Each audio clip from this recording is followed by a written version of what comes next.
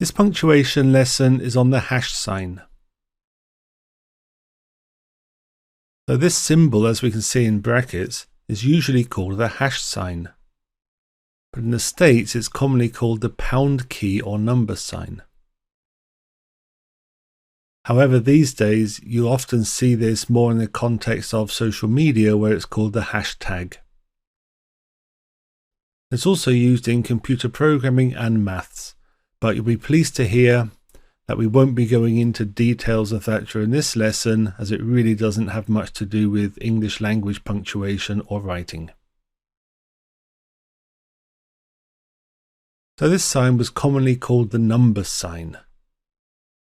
So we might say, here's the best tennis player in the world, or we could write it like this, here's the world's number one player, and we use this #1 for number one. Or you might say, I need a number 2 pencil, referring to the hardness of or softness of the pencil. And then you would write, I need a number 2 pencil, where number 2 is replaced with a #2. This is also called the pound key in the USA, and this refers to this sort of hash sign on the phone. So an instruction manual might say, press #3 to forward the call, but in the States they would actually say press #3 to forward the call. And for the rest of the world, the pound sign means currency or weight. So the unit of currency is a pound, as shown by that symbol, and the weight is referred to in units of lb. So you might see this written, but what you would actually think to yourself and say is, the dress costs £100, in this case pounds sterling. You might see this written, and what you would say is, the large sack of potatoes weighs 50 pounds.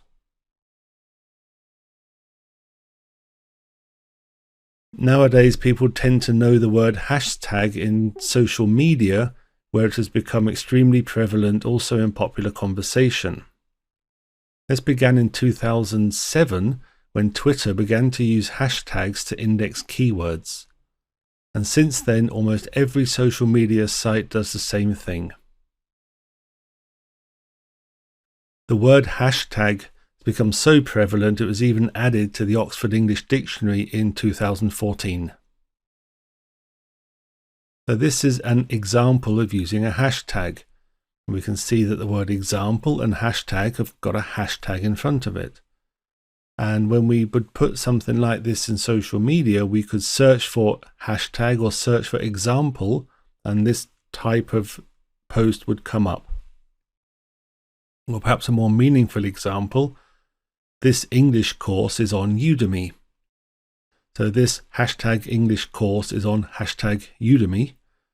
So you could search for Udemy or you could search for English and you would find these posts when you searched for it.